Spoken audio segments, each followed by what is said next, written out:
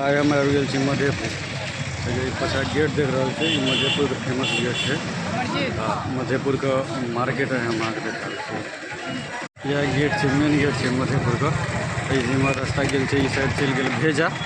इमहर मार्केट में मछट्टा सब लागल रहे छै, मछली बाजार, सब्जी बाजार। ई रास्ता चल जाए यहाँ के भेजा के दिस। मधेपुर मार्केट जाए छै अंदर। इमहर पूरा दुर्गा पूजा के तैयारी चल रहा है, ताहि दुआरे पंडाल तंडाल बन रहा है। दुर्गा पूजा इमहर अहाँके पूरा मार्केट लगे छै, सब्जी सबके दुकान लागल है, पूरा मार्केट देखने छै।